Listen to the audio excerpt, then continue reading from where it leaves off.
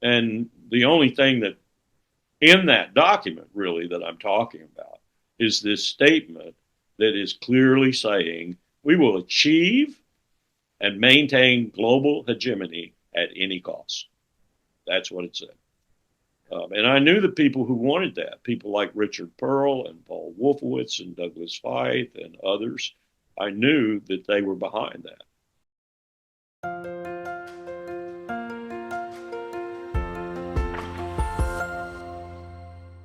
Hello, everybody. This is Pascal from Neutrality Studies, and today I'm talking for the second time to Colonel Lawrence Wilkerson, a retired U.S. Army officer, former Chief of Staff of the Secretary of State, and a member of the activist group Veteran Intelligence Professionals for Sanity. After decades of experiences with Washington, I want to pick his brain about how U.S. power structures function and the military political process actually works. So, Colonel Wilkerson, welcome. Good to be with you. Let me maybe start with my first question because you are a man who has a lot of experience with the political process of Washington that also interlinks straight with its foreign policy due to your role as the Chief of Staff of the Secretary of State. Could you maybe explain to us first, like what your different roles were over the years? And just before the talk, you said you were serving in one of the most dysfunctional administrations there was. Can you maybe explain that as well? Surely. Um, I was just a standard Army officer, soldier for roughly 20 years, doing what everyone else did. Went to Vietnam, um, served in Korea, in Japan, elsewhere. And then, as I departed as a lieutenant colonel from the 25th Infantry Division at Schofield Barracks on Oahu in Hawaii, I went to the then Pacific Command, led by a Navy four-star admiral, encompassing 35 countries and 35 ambassadors with whom we had to work, and some fairly volatile characters in a sense. For example, we had responsibility for China, and we had responsibility for what we call Global O Plan Operations Plan 5001, which complemented 5000. 5000 was war with the Soviets on the Western Front in Europe. 5001 was our plan to get their attention so they would have to divert forces from that front to their Pacific front. So we had a hell of a mission, really. And I had a hell of an admiral who would later be chairman of the Joint Chiefs of Staff. And I was the executive assistant to his two-star admiral, who was the real power at PACOM. He was the policy and strategy guy. So we did all the planning, all the war planning, we did all the strategizing, all the geopolitical conversations with the admiral. Then Admiral Crowell, the big guy, went to be chairman of the Joint Chiefs of Staff. Ronald Reagan picked him. I was there when Reagan went out on the boat with Admiral Crowell, and essentially Admiral Crowell gave him a tour de horizon of this massive command. And Reagan went back to Washington and said, I want that man to be my chairman. And he was. Powell, of course, followed him, and I followed Powell because he picked me up from that job and made me his special assistant. And as his special assistant for 4 years, while he was the most powerful military individual in the world, the chairman of the U.S. Joint Chiefs of Staff. What years was that? This was 1989 to 1993 under H.W. Bush as president, and then the last year was under Bill Clinton in the first year of his first term. And we cut the military by 25% across the board. And we cut the defense industrial base. It was quite an experience to watch that happen. A lot of things came out of that that weren't necessarily good. Like, for example, we cut the defense contractor base from about 100 or so to about six. And now they run monopolies and they build crappy products. They build lousy products and they sell them at a maximum price. And they have the Defense Department over a barrel because they are the only ones who can do it. And we produce that. Sad to say, we produce that. And then I worked for Powell in a private capacity for about 3 years after I served 4 more years as director of the Marine Corps War College. He hired me, and we went back to work again as a team. We did such things as go to Lagos, Nigeria, to observe the elections of President Obasanjo at that time, who was elected. We did other things with the Carter Center in Atlanta. We did things with other people across the country. And Powell kept his hand in U.S. foreign policy. And I knew he was looking at something. I thought he was probably looking at Secretary of Defense because he knew, and I knew, that's the most powerful position in the American government outside the president. Many would say it's more powerful than the president. The Secretary of Defense, not the The Secretary of Secretary of State. State. No, the Secretary of State is the probably of the principal cabinet officers, and by the founders and the Constitution, in order of precedence, the Secretary of State is first. Of course, he's in the presidential chain, actually, but very weak individual, and a very weak department. And Powell used to say it like this, and the Secretary of Defense at the time, Donald Rumsfeld, agreed with him. Powell got $25 billion the first year of his State Department secretariat. Rumsfeld got $375 billion. And Rumsfeld said one time, "I lose more money than you get, Colin."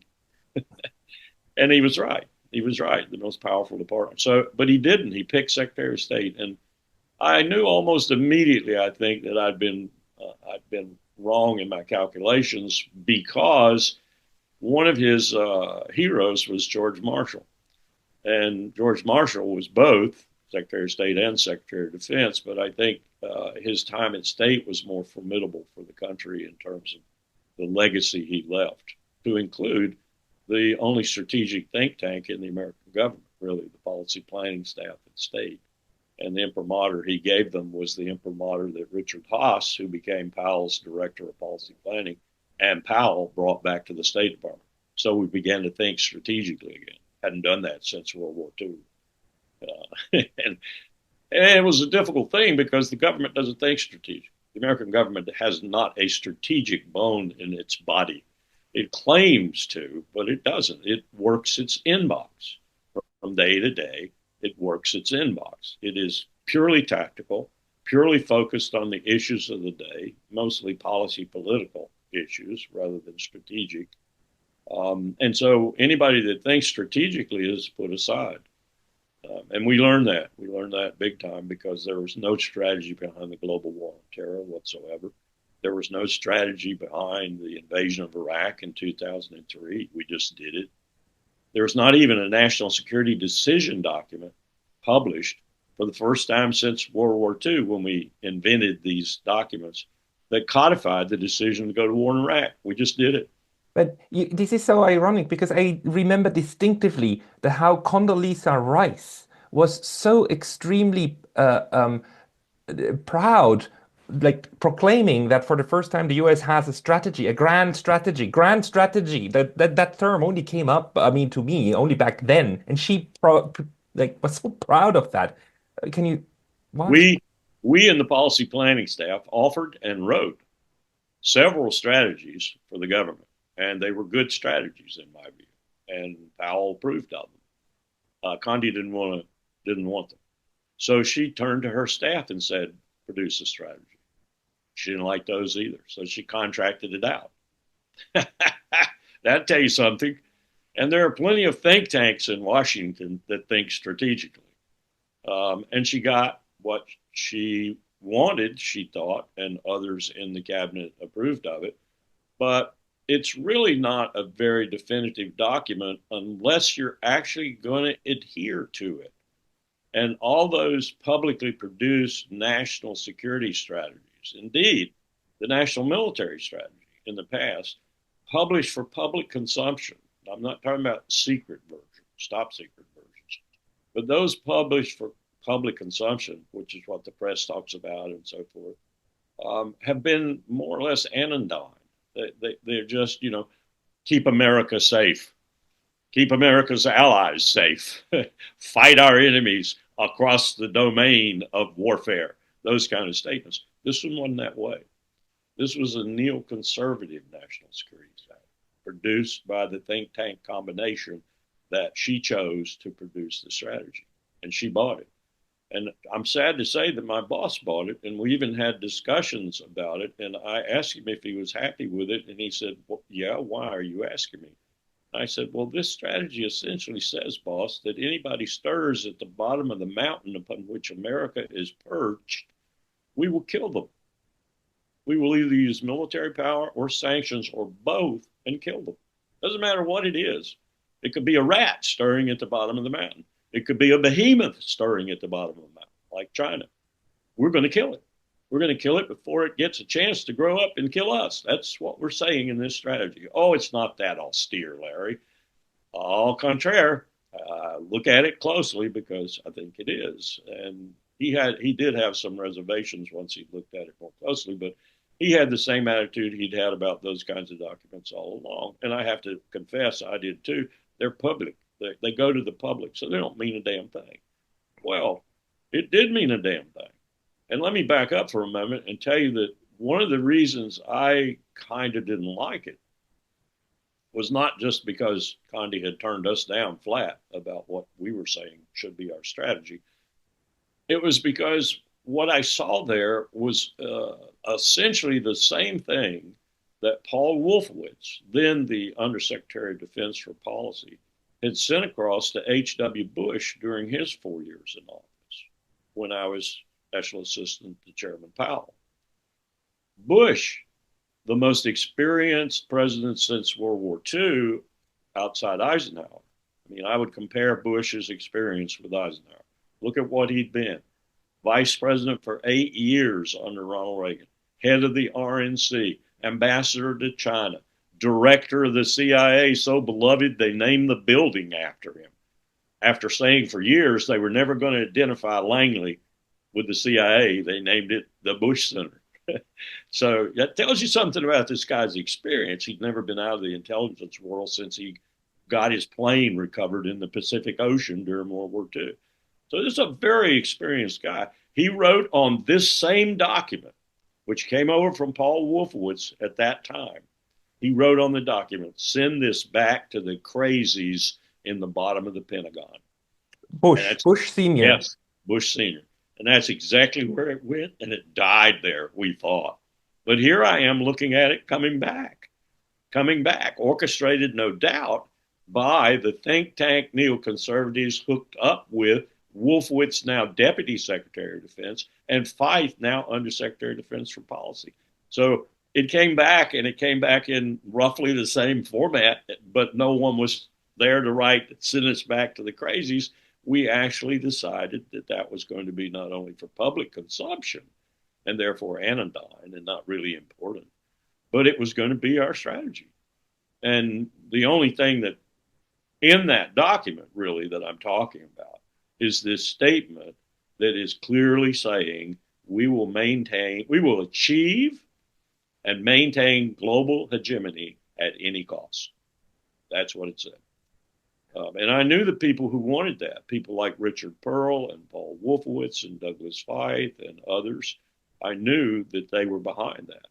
However, Condi thought she had constructed it. I don't think she was complicit, but I do think that she was inclined to lean that way because the ultra-nationalists in the vice president's office, Richard Cheney, who really ran national security for the first 4 years, was that of that same mind after 9/11. He was a changed man after 9/11. Remember, I saw him as Secretary of Defense, a very effective Secretary of Defense. Brooked no opposition to his desires, established his civilian supremacy right off the bat by firing the Chief of Staff of the Air Force. And Powell ran upstairs and sat down with him and said, "I can handle this. I can take care of that. You don't need to fire him." And Cheney said, "He's fired. Got any other questions?" And what Cheney was doing was very early on reestablishing really, that the Secretary of Defense was the number 2 man in the chain of command, not the chairman. And I'm running this building, he said. And then after that, he's the only Secretary of Defense who canceled a multi-billion-dollar naval aviation program that led to 15 years of lawsuits, but finally was decided in the favor of the government. He canceled the whole program. He got a 15-minute decision briefing. He said, "Cancel it." And it was done. And this is a very effective Secretary of Defense. He's also the Secretary of Defense who, when George H.W. Bush said, during the first Gulf War, when the highway of death was developing, when we were killing Iraqis just to be killing them, stop the war. And he turned to the Secretary of Defense, Dick Cheney, and he said, "You agree?" He said, "Absolutely. It's not worth a single soldier to go to Baghdad, and that's not our writ. It's not our orders." The UN said, kick Saddam Hussein's army out of Kuwait. We've done that. Let's quit. And 12 years later, this is the man who wants to go to war in Iraq in 2003. So very different man, very different. So something changed him personally, but at the same time, something happened in this period between 93 and 2001. And let's not hang it too much on 9/11, I suppose, but the intermediate period when this Wolfowitzian neoconism managed to kind of hang on and then get back into power. And Brzezinski, I think he wrote that book in 97, and somehow this swept straight into the administration. Can you explain this to yourself, how that happened after like sent back to the crazy all the way to national policy? Well, I think it was really quite simple. I don't think it was a complex metamorphosis, if you will. I think it was quite simple. These people had always been there. You see them in NSC 68 all the way back to the 1950s and before. You see them there. You see them in Paul Nitze. Eisenhower would not even let Paul Nitze participate in the solarium exercise, which was his prima facie way of letting everybody get their bite of the apple. And then he decided in a 45-minute disquisition at the end of all their briefings what U.S. strategy was going to be. But he wouldn't let Nitze even come because he didn't want Nitze anywhere near U.S. strategy. Well, they've been around all this time, but they've been in the shadows mostly. They come out during Reagan's administration in the form of Richard Pearl and others. Arguably, Richard Pearl may have wrecked an early attempt to deal with nuclear weapons in a more forceful, decisive way at Reykjavik, because Pearl got a hold of what Reagan was saying to Gorbachev and Gorbachev to Reagan and managed to talk the president out of going any further with what he was talking about. It happened anyway, but it would have happened a little bit earlier, probably, if Pearl hadn't been there. So they're there. They're there. They've been there all along. I would argue they've been there since Alexander Hamilton and the founding of the Republic. There, there are good scholars who say the same and say like this is basically the Jeffersonian string of like U.S. foreign policy thinking versus the Washingtonians who were always more about like national security by being secure at home without Yeah, like searching yeah. for monsters abroad. But But the Jefferson won in 1803 that said undoubtedly Cuba will be a state. Undoubtedly.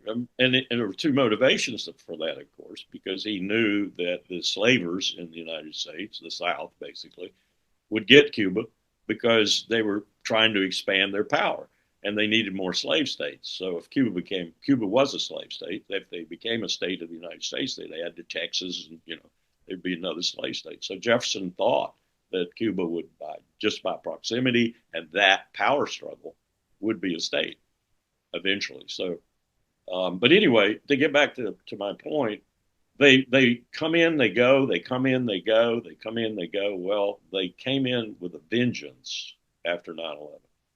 It was almost like Pearl Harbor for them.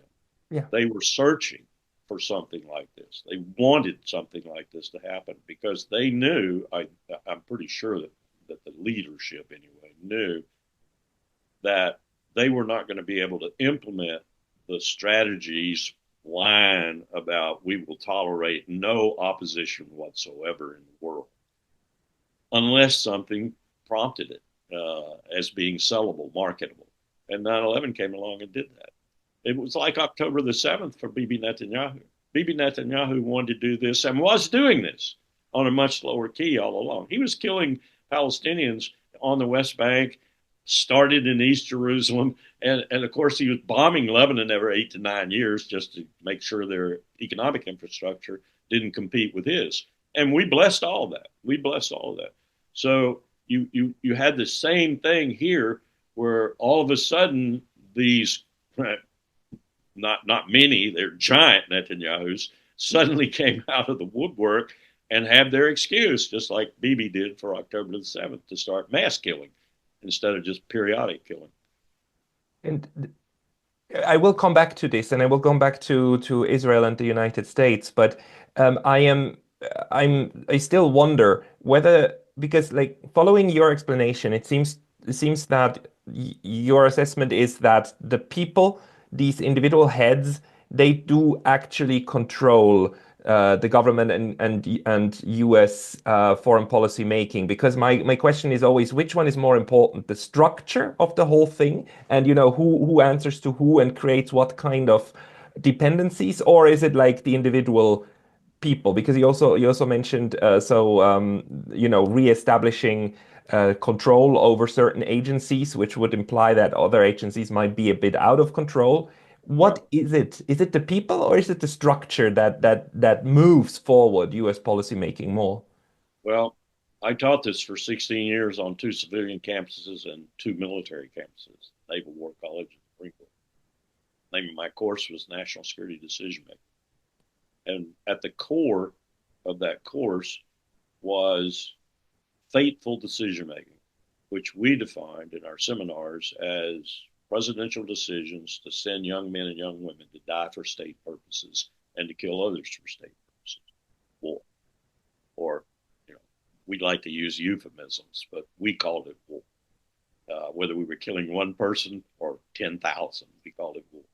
And we looked at everything. We looked at all the decisions Harry Truman made, the lead one being Korea, of course.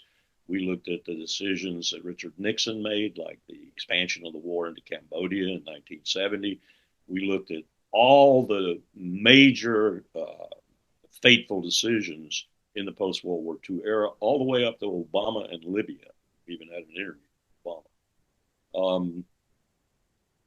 What we discovered, I think, was what I used as one of my principal textbooks, David Rothkopf's book, Running the World, National Security Council. And he has on page 12, as I recall, he has a 5-part analytical framework. And the number one item was Powell's number one item. Who the hell is making the decisions? Character, whatever you want to call it. A very Greek interpretation of the decision making.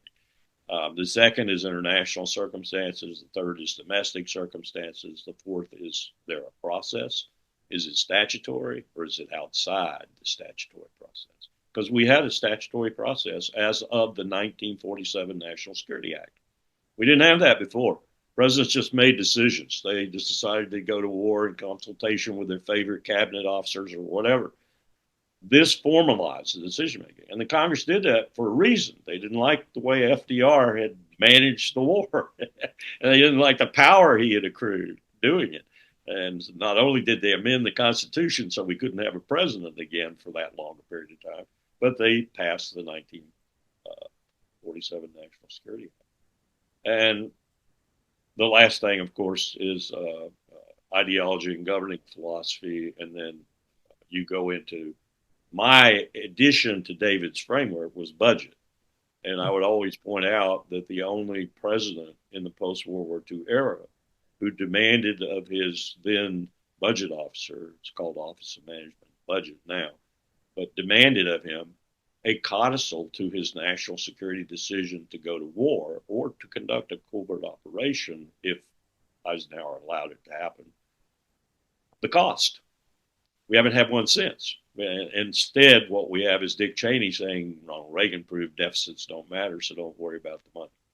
And we haven't concerned ourselves with the cost of fateful decisions since that time.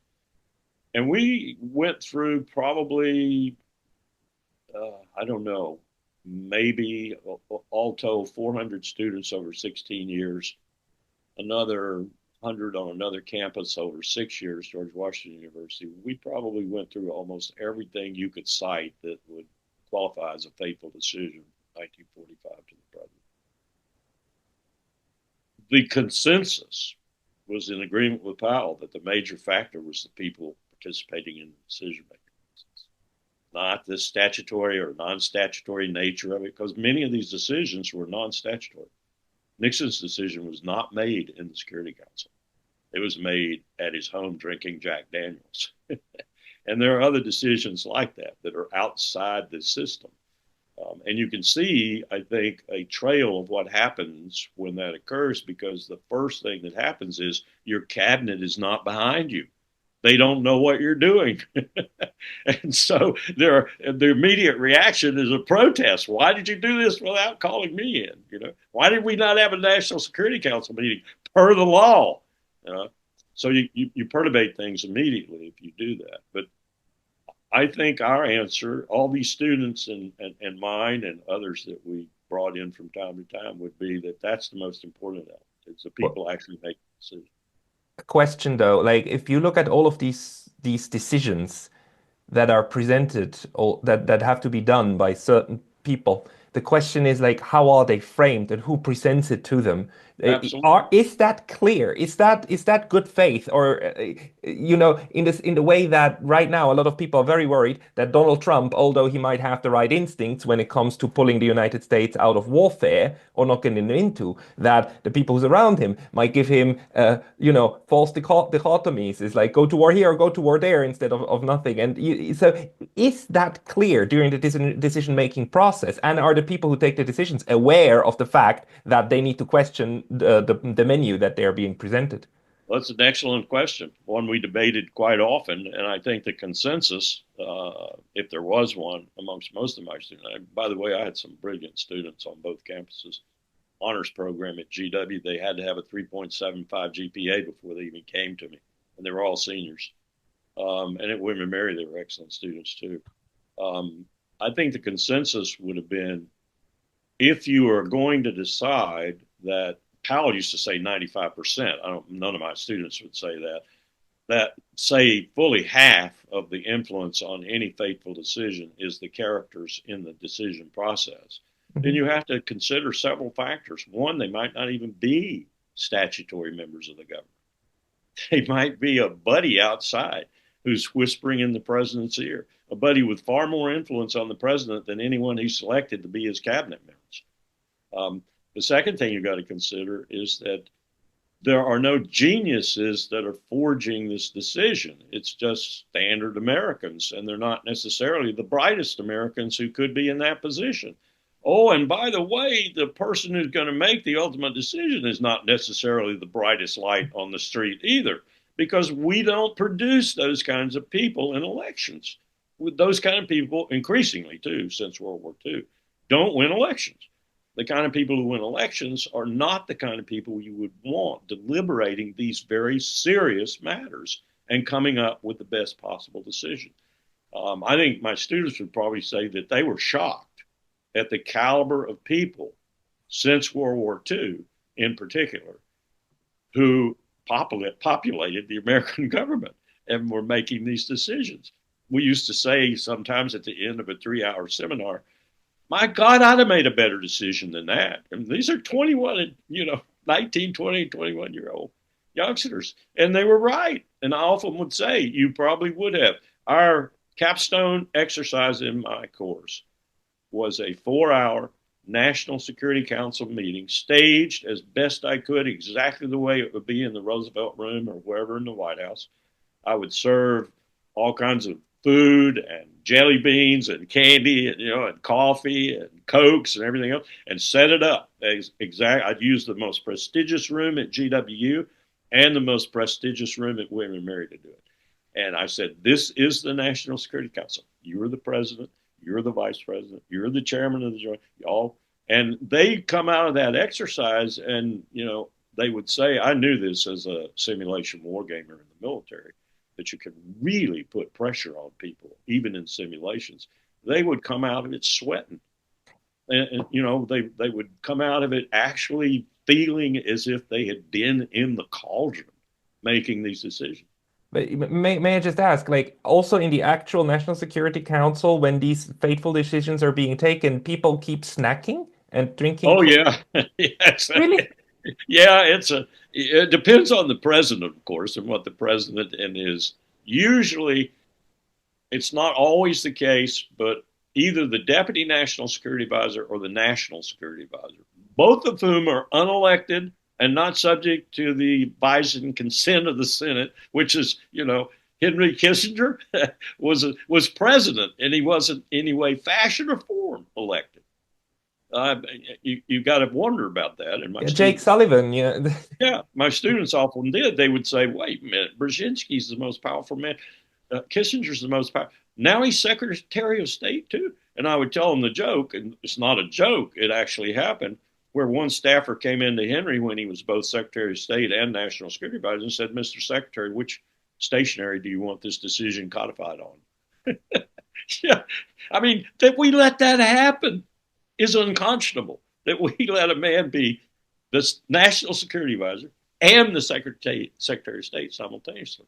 And of course, it got changed quickly, and Kissinger went into the dark after that, really, except for his talking. But nonetheless, it was a concentration of power that the founders would. James Madison would have shuddered in his boots at something like that happening. But then the decision making itself, like, and the it's highly abstract, right? It's a couple of people in a room snacking away, of course, being probably aware of the It gravity of the depends. decisions. It But really it really depends, and I think the variety of scenarios that we studied, and we had a wonderful resource. We had primary sources at the National Security Archive at the George Washington University. I mean, we looked at the memoranda, we looked at the intelligence documents. You know, we could look for the early decisions in particular in almost every primary document pertaining to that decision. And my students did. They beavered away and dug and found these documents. So when you're looking, for example, at Vietnam, and you're looking at Kennedy, and then you're looking at Johnson, you're looking at primary documents, and you're looking at summaries of documents where, for example, George Ball is talking to LBJ, and he's telling him about the bombing campaign that's coming up, and LBJ interjects and says, "Oh ho ain't going to be moved by no bombs." You know, the president knew. He knew. And yet he goes on and makes a decision to send more troops and kill another 25, 30,000 Americans. why did he do that? What was the reason for that decision? Well, my students would tell you that they argued and debated it, and I think they probably would come down on there were a number of reasons for it, but the principal one was that LBJ knew that his great society was in jeopardy if he were seen as a president who cut and ran from Vietnam. No matter how right a decision it might be, the American people in their majority would not see it that way. And so that would jeopardize everything about what he wanted to do domestically. So he bit the bullet and made the decision. In a sense, legacy over proper, like Well, I good think he decision making for the really, situation. I know the Johnson family fairly well. I know the granddaughters. I know the daughter. I knew Lady Bird a little bit. She gave me $40,000, handed me a check to help me with my Howell put me in the DC public school system to help the school system, and I needed some money. And she wrote me a check for $40,000. So I know the Johnson family pretty well. I think LBJ was really committed to the Great Society. He thought it not only was going to be his legacy, but he also thought the country needed it. It needed everything from the Civil Rights Act to the programs that were created by it, and that was his legacy. But it was also, I think, his deep belief that the country needed it. I think he agonized over it. I really do. I think he had trouble sleeping at night over it. But ultimately, it's a decision that says, those 58,000 names or the 35,000 or so that he added on the wall over there, the Vietnam Memorial Wall, were the price we paid for a domestic tranquility that he thought was essential. Okay. But I mean that at least makes sense from the perspective of national cohesion or the good of the country, even if that means bad for foreign policy. But And the you have to remember also, and this runs throughout America's history, all the way back to George Washington. The legislature, whether it's the Confederation or it's the actual Congress, always, always considers the poor people in the infantry expendable. ah, Always. yeah, poor people's kids. Yes. Yep. Um, And that's whom we put in the infantry. in every one of our wars. I mean, the incentive structure is also very clear. If you serve in the U.S. Army, you get a chance at getting like an education and so on, and even go to universities. I mean, it's very clear. But I do need to ask you something because most people belong to the propagandized public. You know, what we get of like decision making and so on is what we get through the media and we get through so like reported leaks, most of them, which I do think is just part of the way that you try to manage the expectations and the knowledge of the general public. But the people who sit in this room, I mean, they also read these newspapers. How big is the impact of the portrayed reality versus the hopefully coming from the intelligence, the actual happening reality? Because to me, it constantly seems that people take decisions based upon very poor understanding, especially when we look at things like the currently ongoing Russo-Ukrainian war. How does that work? I think you have to really delve deeply to find the actual purpose, reason, whatever word you want to use, motivation sometimes, for the decision that you look at. And normally it's not a decision. My students were amazed at this too. It's a decision set because it's a series of decisions, and you get deeper and deeper sometimes into the mess because you keep making decisions. For example, you do what is time immemorial for militaries.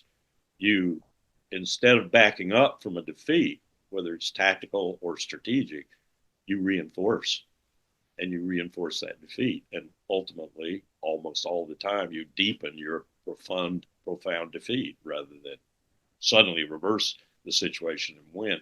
So it's more a series of decisions. It's more who's influencing it at that moment when that second or third or fourth decision was made. Why was that decision made? Was intelligence actually what I will call actionable intelligence? Not necessarily correct, but at least it's sufficient for a analytical mind to make a decision.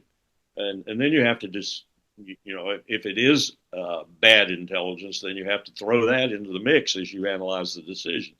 And you don't Yeah, always but get perfect intelligence. So, and the system is not set up to give you perfect intelligence. The system is set up now, in particular. My students were really alarmed over this.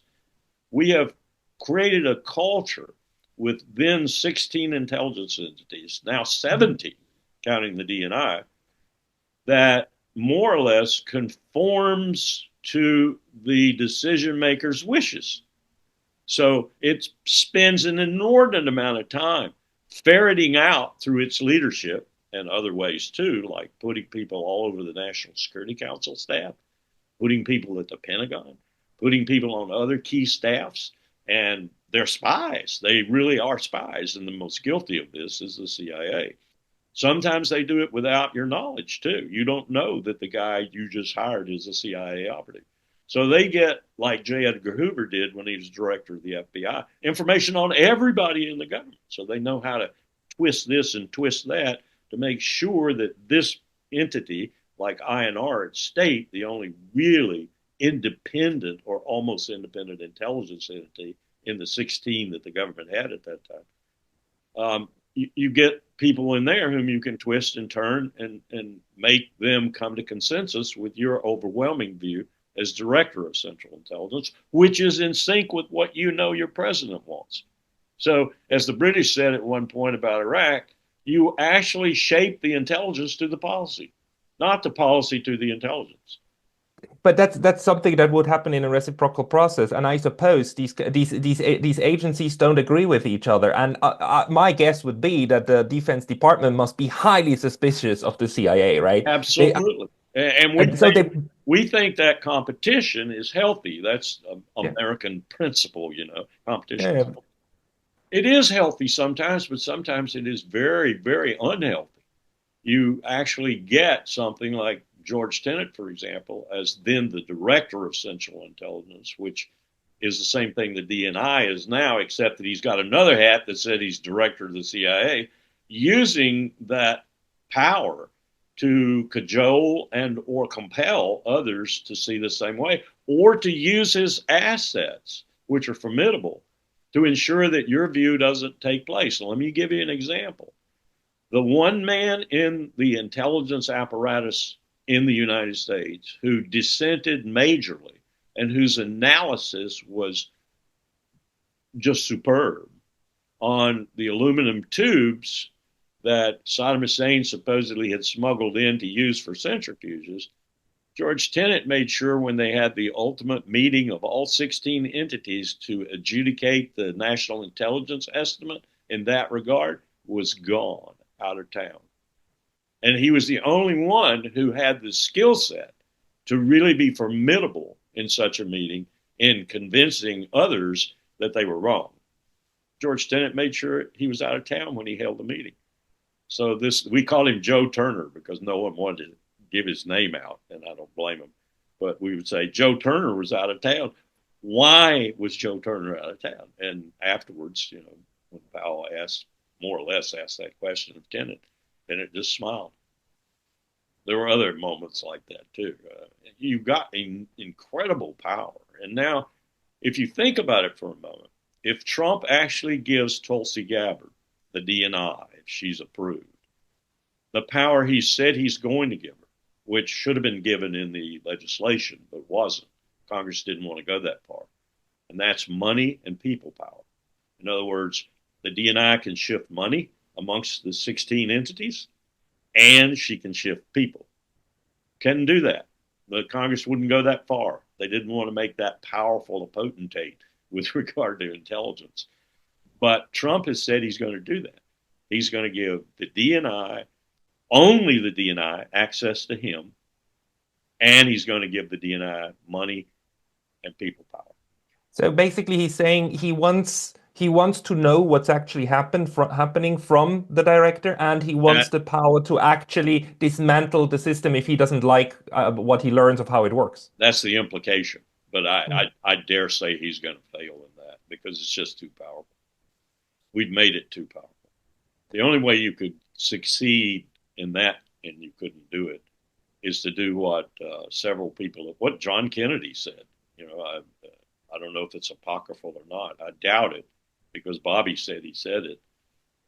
After the Bay of Pigs, he said the CIA should be broken up into 1,000 pieces and scattered across the globe. That's about the only way you change it. And you're not going to do that. Um, and maybe let me ask you now about like foreign influence on this decision making. And you, in our last conversation, you said you came to the insight that, I mean, let's talk about Israel. And there's a lot of people who talk about the influence of Israel, right? And we have the Mersheimer interpretation of the lobby and so on, and how a lot of these policy makers or politicians are actually relying on not only on money coming from there, but not being undermined. And your interpretation is no, actually, we are using Israel after all. It's not the other way around. And I talked to Colonel McGregor the other day, and he told me he likes you very much and he thinks of you super highly, but he doesn't understand how you get to that assessment. Could you explain it? Most people would be that way. John Mearsheimer's that way. I'm sure. I haven't talked to Steve Walt about it, but I'm sure Steve's that way too. Um, I come at it this way, and let me start with a description of what the Israelis have done that I think reflects this from their perspective. We have APAC and we have J Street. I Jeremy don't know the second one. J Street is the soft Israeli lobby group in America Ah, who constantly comes out in opposition to some of the things APAC promulgates, some of the okay. influence they try. Jeremy Ben-Ami is in charge of J Street. Um, they're both the same thing. The one is a hardcore group, and the other is a group that, if the hardcore group gets defeated or even disestablished, perhaps sometime in the not too distant future, J Street will be here, and everybody will turn to them. Wonderful, beautiful technique by Israel, but it wasn't Israel. It was us. It was us that encouraged this development of the soft side and the hard side. And I don't think that John and Steve are wrong about the Congress and about the influence of the lobby. I think they're absolutely right because most of the Congress, in terms of mental acuity, are pipsqueaks. And in terms of their knowledge and wherewithal in dealing with national security and even foreign policy issues, are whoa behind the times and not really interested in it, unless it's some issue like going after the Ortegas in Nicaragua or going after Georgia, for example, Wilson in South Carolina. They're not interested in it. They're just interested in two things: staying in office and making money. That's basically what our legislature has turned into. There are exceptions, but that's basically it. So, yes, it's very important with regard to them. But with regard to national security strategy done by those who really understand it, whether they're neoconservative or other ilk, Israel is our tool. They are the people, they are the state that the British formed to do this, and we took it away from them. And what this is keep the Levant for us, period. That's what they're there for. And if it involves killing lots of people who are Palestinian Arabs, that's okay with us. And that's why we go along with this and don't seem to be too perturbed by it because they are doing what we want them to do. They're now doing what we want them to do in Syria. They're incrementally inching out. Do you know they have now probably 30% of the water in Syria under their control? They're doing what we want them to do. But there's all of these stories, like a whole string of them, where the Israelis did something that seems like very, very anti-American interest, from the sinking of that boat or the attack on that boat. I forgot the name. But Um, take that boat, take Liberty. Why the did Liberty. why did Johnson come on the horn, as it were, after the skipper of the carrier Saratoga, I believe it was, had tried to launch planes to go to Liberty's relief, been called back by an inferior, to the president, got a real set of cold feet and went to launch the planes again and had the president of the United States come on the line and tell him, stand down, LBJ. But why? This makes no Because sense. they were, because everything that was happening, in particular, what was happening with respect to the Russians in the Cold War, was what we wanted to happen. And we didn't want to perturbate that with a sudden crisis over just a few sailors killed and in the water. Now, the original commission designed to look at that, I'm told, I have no proof of this. I wish I did. The original commission found some of this. And the admiral that we had put in charge of the commission squelched it, just the way Arlen Specter and a whole bunch of other people squelched the Warren Report or tainted the Warren Report. So the Warren Report is fiction. It's fiction. JFK was not shot by Harvey Oswald. JFK was shot by a number of people who were assassins for, some would say, outcasts from. I wouldn't. I would say they were people recruited by the establishment from the CIA, the military, and the mafia. Very good gunmen, very good assassins who placed bullets where Lee Harvey Oswald couldn't have possibly done. I mean, just the FBI test on the rifle, the best marksman the FBI had, could not make Lee Harvey Oswald's rifle function the way it would have had to function to do what happened. And Arlen Specter and others on the Arlen Specter, he was the guy who manipulated the Warren Commission, manipulated the questions and answers and so forth, that came out with the decision that the Warren Commission made, which was bull crap. It was just a lie. I do understand how then these agencies would under certain circumstances even be willing to go that far. But when we talk about the influence of the of let's say Israel on U.S. presidents, like one after another, who reportedly got very angry with the Israelis, but still the No, that's not my experience. My no. experience, yeah, my experience in government and at the end of the pole, if you will, the force provider in PACOM, for example, my experience was that when Reagan spoke, or when H.W. Bush spoke, or when a president who really thought that the Israelis were doing something that wasn't in their national security interest of America, they spoke harshly, fast, and effectively. So this is how Donald Trump basically shut down Netanyahu the other day and forced the ceasefire. And That's the part of whole it. Joe Biden trying to get a ceasefire and Netanyahu defying him. That's all just a charade in order to. It's not a charade. I think it's like most things. It is a formidable division in the U.S. government. There's everybody doesn't sign up to this. Israel is our poodle doing our job. Mm. We have had presidents like Jimmy Carter who didn't sign up to that. That's one reason Jimmy Carter didn't get reelected. Donald Trump likes to say it was because he gave away the Panama Canal. He likes to say it maybe it was the hostages and everything. Well, those things contributed, of course, but the real reason was because Israel didn't want him to get reelected. And the real reason behind that was the people who were using Israel didn't want him to get reelected. You don't want a president in there who doesn't understand the formula. And when you get one, he's a one termer.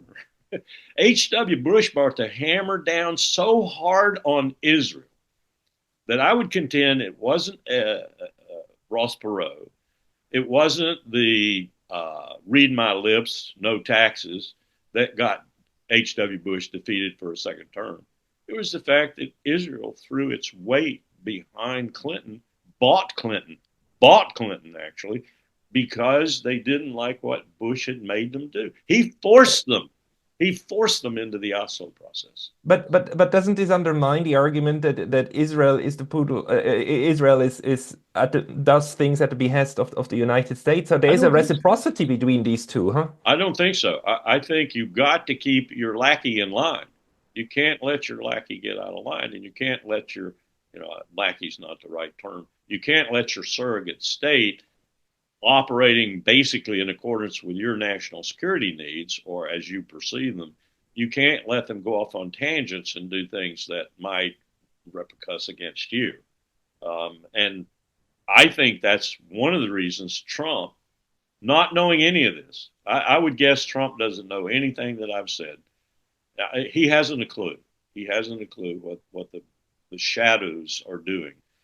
Um, But but the domestic shadows, not the Israeli shadows, the domestic oh, shadows. domestic and Israeli. And I say that only because since George W. Bush brought Ariq Sharon into the Oval Office in 2004 and told him over to you and unleashed them more or less to do whatever they thought they needed to do within, really wide guidelines. Ever since then, it's been a more difficult proposition to manage them. And when Biden came along, Biden had not the tools whatsoever. He had not, and he had Blinken, and Blinken was operating as Bibi Netanyahu's surrogate Secretary of State, and Jake Sullivan wasn't much better. So Biden had the deck stacked against him in terms of even doing things that were in line with U.S. security policy. I think towards the end, I don't know if the dementia was getting to Biden badly. I watched Reagan this way, and I've talked to Secret Service agents who said Reagan didn't even know what the schedule was one morning in the last year of his second term. I never could get Powell to talk about it. Powell was his national security advisor. Um, and there were hints that Reagan was not quite as acute in his mind as he was previously, but I think the combination of old age, I mean, I'm there myself, and the combination of other things that Biden had signed up to during his time on the Senate Foreign Relations Committee with regard to Israel and other incidents, Biden was really caught, trapped, and he couldn't figure out a way to escape the trap. He finally, I think, at the end, saw some light, and he didn't have. I don't know what would happen in the second term. I really don't. I can't even I can't even guess what would have happened in the second term had Biden had to deal with Ukraine and had to deal with Gaza at the same time. And Jake and Tony would have been right there trying to force him into the same ironclad suit he was caught in. I don't know. I don't know if he would have broken out and been able to do things a little bit better and maybe brought an end to both crises. I'm just speculating, but I knew Biden through Powell mostly, but individually too on occasion. And Powell said something one time that really stayed with me. He said, "Joe knows the issues. Joe knows the foreign policy better than Dick." Dick Lugar was the Republican equivalent at the time, and Powell just didn't trust him. Condi even chided Powell one time for talking too much to Joe Biden when Joe Biden went into the minority and was a ranking minority member on the SFRC. She said, "You're supposed to be talking to Dick. Dick is our guy, you know, the Republican." But he would talk to Joe. But he said to me one time, he said, "But he should never be president." And it was basically because, and Powell probably would have said this about almost anyone. They just don't have any responsibility for what they say. They can say anything they want. Look at Lindsey Graham. Look at the Kennedy from Right. Louisiana. Look at Cruz. Look at Cotton. They can say anything they want to. A president, Powell would say, a president has to think tomorrow morning above the fold, right side, Washington Post, front page. A president has to be very circumspect and careful with his language. So congressmen just say anything they want to, senators or representatives. So they should never be president. Well, he did become president, and Colonel Wilkerson, I promised you we wouldn't go over the hour mark, which we're getting close to. You gave me a lot of food for thought and new questions. I will reach out to you again if I may, and just thank you very much for all these insights. Surely, I'm willing to do anything as long as I don't go into dementia for educational purposes. Because I put a lot of people into the bureaucracy, the NSA, the Foreign Service, the civil service in general. I have a young lady, brilliant student, who is the Iraq desk officer at the NSA now, married to the Russian desk officer, who was also one of my students. So anything I can do to create young people or help young people be better civil servants or better foreign professionals or whatever, I do. Because we got to change this. We've got to change this. That gives me a lot of hope because this is I've talked to other people in Jack Matlock and Jess Freeman and so on, and they all say like we don't have a lot of good people, but I know the United States has produced some of the best diplomats in the world, Yeah, Joseph Grew and so on, and the yeah, people like, well, a lot. So where are they? But this is a question for another time, I yeah. suppose. We used to ask that question in seminar. What's happened to us? I will ask you out next time. We will talk about this next time. Colonel Larry Wilkerson, thank you very much for your time today. Thanks for having me.